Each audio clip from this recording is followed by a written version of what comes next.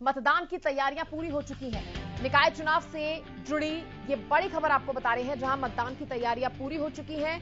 कल सुबह 7 बजे से शुरू हो जाएगा मतदान।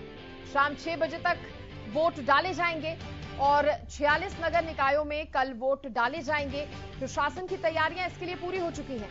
46 नगर निकाय हैं जिनमें वोट डालने हैं कल। प्रशासन तैयार है, सुरक्षा के भी पुख्ता इंतजाम है। पोलिंग बूथ के आसपास धारा 144 लागू कर दी गई है। बीजेपी जेजेपी सिंबल पर चुनाव लड़ रहे हैं। आम आदमी पार्टी और बीएसपी भी सिंबल पर चुनावी मैदान में है, तो कांग्रेस ने अपना कोई उम्मीदवार नहीं उतारा है। हालांकि कांग्रेस कह रही है कि वो चुनाव लड़ रही है, लेकिन पार्टी सिंबल पर नहीं लड़ रही। और बीजेपी की तरफ से कहा जा रहा है कि कांग्रेस चुनाव ही नहीं लड़ रही क्योंकि डर गई है कांग्रेस, ऐसा कहा जा रहा है बीजेपी की तरफ से। लेकिन आपको बता दें कि निकाय चुनाव को लेकर जो तैयारियां हैं, मतदान को लेकर जो तैयारियां हैं, वो पूरी हो चुकी हैं। और अब ऐसे में कल सुबह 7 बजे से वोटिंग शुरू हो जाएगी। शाम 6 बजे तक ये वोटिंग चलेगी और देखने वाली बात होगी किन किन मुद्दों पर जनता पहुंचकर वोट डालती है। और देखिए, इस खबर पर ज्यादा जानकारी देने के लिए मेरे सहयोगी अमित मेरे साथ जुड़ गए हैं सिरसा से। अमित, क्योंकि अब समय ज्यादा नहीं बचा है, कल सुबह 7 बजे से वोटिंग भी शुरू हो जाएगी। वोटिंग को लेकर मतदान केंद्रों पर सबसे पहले तो बताइए कैसी तैयारियां की गई हैं। जी सृष्टि, बिल्कुल अगर बात करें तो प्रशासनिक की ओर से पूरी तरह से तैयारियां कर ली गई हैं। आज भी सिरसा में जो भी 3 जगह चुनाव हो रहे हैं, डवाली नगर परिषद का चुनाव है, रानिया में नगर पालिका और ऐलनाबाद में नगर पालिका का, तो तीनों ही जगह जो पोलिंग पार्टियों को अलर्ट कर दिया गया। वहां उन्हें जो भी जिस बूथ पर जिनकी ड्यूटी थी वो अपने ईवीएम मशीनों के साथ वहां पहुंचे और पूरी तैयारियां उन्होंने शुरू कर दी। और साथ साथ जो अगर बात करें, सुबह पुलिस लाइन में सारे जो पुलिस पार्टी जिनकी ड्यूटी लगाई गई है उनको निर्देश दिए गए एसपी की ओर से, और तमाम जो सुरक्षा के प्रबंध पुख्ता रहेंगे ऐसा दावा किया गया। और कर्मचारियों को निर्देश दिए गए कि किसी प्रकार की कोई ढिलाई जो है वो चुनाव प्रक्रिया में नहीं होनी चाहिए। कोई अगर बाधा पहुंचाता है तो उसके खिलाफ सख्त कार्रवाई की जानी चाहिए। तो ऐसे तमाम जो प्रबंध वो मुकम्मल कर लिए गए हैं। प्रत्याशियों की दौड़ धूप लगातार जारी थी और अब कुछ घंटे ही रह गए हैं।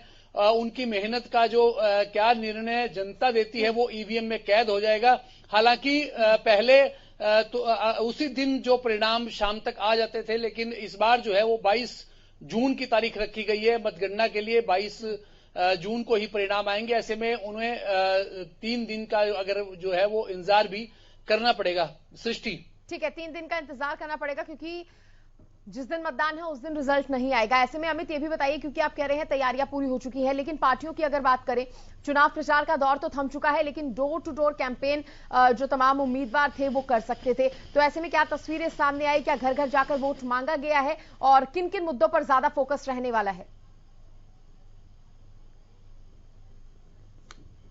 जी निश्चित रूप से सृष्टि, कल जो 5 बजे तक का ही प्रचार का समय था, उस समय प्रचार का शोर थम गया और डोर टू डोर जो है वो शुरू हो गया अभियान। और जो जितने भी जो उम्मीदवार मैदान में उतरे हुए हैं वे तमाम लोग अपने समर्थकों के साथ घर घर जाकर वोट की अपील करते रहे। और आज का दिन और आज की रात भी खासी महत्व रखती है। किसी भी चुनाव के लिए जो पूर्व संध्या है वो महत्वपूर्ण होती है, क्योंकि इस दिन जो है काफी उठापटक चलती रहती है। प्रत्याशियों का दौरा जो घर घर होगा, साथ ही साथ मतदाता को किस प्रकार से कोई जो प्रभावित न कर ले उस पर भी उन्हें लगाम लगाने की जरूरत होगी। वे इस बात के लिए सुनिश्चित करेंगे कि कोई उनके मतदाता को किसी रूप में प्रलोभन न दे जाए, कोई प्रभावित न कर जाए। इस प्रकार की कोशिशें भी लगातार जारी रहेंगी। आज की रात बड़ी महत्वपूर्ण होती है सृष्टि, किसी भी चुनाव की दृष्टि से। जी ठीक है अमित, बने रहिए, क्योंकि कैथल से मेरे सहयोगी विपिन भी मेरे साथ जुड़ गए हैं। विपिन, कैथल की अगर बात करें तो यहां पर कैसी तैयारियां नजर आ रही हैं मतदान को लेकर?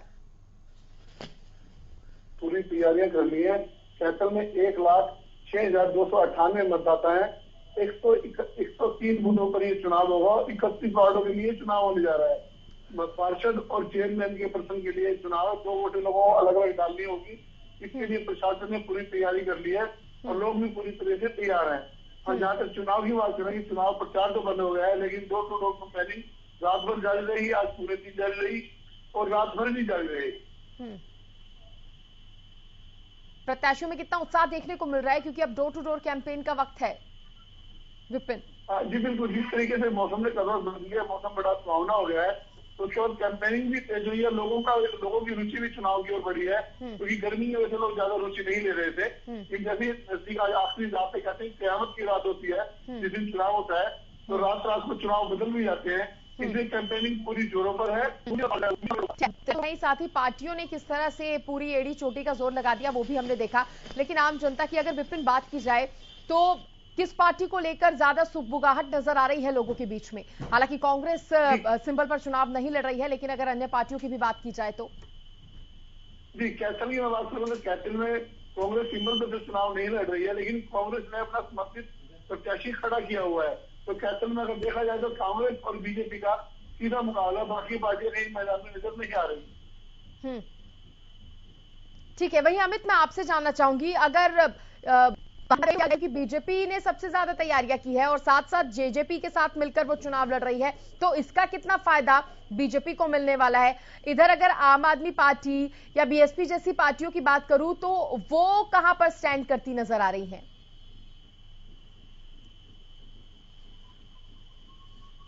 अमित, अगर सृष्टि बात करूं मैं, सिरसा में 3 जगह चुनाव हो रहे हैं। जैसे मैंने पहले ही आपको बताया है कि डबवाली नगर परिषद का चुनाव है, वहां पर इनेलो समर्थित उम्मीदवार टेकचंद छाबड़ा मैदान में है और उनके मुकाबले में कांग्रेस समर्थित विनोद बंसल और जो बात करें तो जेजेपी के जो सोनी वहां मैदान में है। तो हालांकि 3 कोणीय मुकाबला बनाने की कोशिश की गई है, सभी तरह से तमाम तरह से दावे कर रहे हैं, लेकिन मजबूत स्थिति में वहां जो इनेलो प्रत्याशी है उनकी स्थिति जो है वो ज्यादा बेहतर बताई जा रही है। इसी तरह से रानिया में जो मुकाबला है वो दोहरा मुकाबला देखने को, 2 प्रत्याशियों में मुकाबला मुख्य रूप से देखने को मिल रहा है। रानिया में रणजीत सिंह के समर्थक हैं दीपक गाबा और उनके सामने मनोज सरदाना चुनाव लड़ रहे हैं, तो उनके बीच में सीधी टक्कर देखने को मिल रही है। कहा जा रहा है ऐसा कि दोनों में कड़ा मुकाबला है।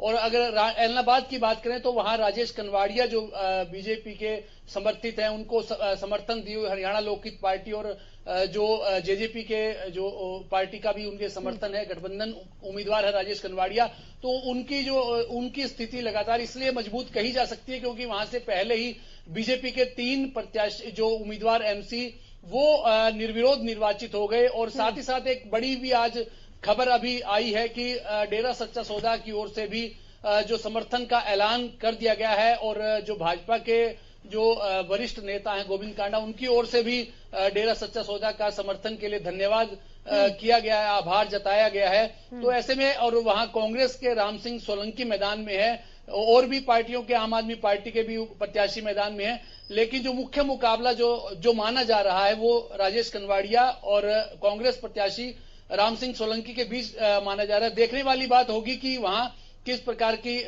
चुनावी तस्वीर रहती है। फिलहाल जो डेरा के समर्थन की बात की जाए तो उनके समर्थन से निश्चित रूप से जो राजेश कनवाड़िया हैं उनकी स्थिति मजबूत हुई है और ऐसा ही दावा उनके तमाम समर्थकों और भाजपा नेता गोविंद कांडा की ओर से भी किया गया है।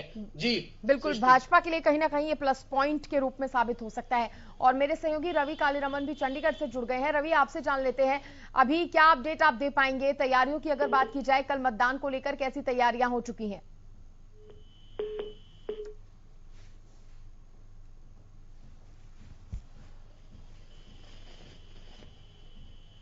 तो रवि मेरे साथ जुड़ेंगे, फोन लाइन यहां पर डिस्कनेक्ट हो गई है, लेकिन बाकी 2 सहयोगी मेरे साथ लगातार बने हुए हैं। उससे पहले एक बार फिर से आपको अपडेट दे दें कि सुबह 6 बजे से शुरू हो जाएगी वोटिंग और शाम 6 बजे तक जारी रहेगी। और ऐसे में विपिन, ताकि जो मतदाता हैं उनको किसी भी तरह की कोई कठिनाई ना आए, इसके लिए क्या खास इंतजाम आप पोलिंग बूथ पर देख पा रही हैं?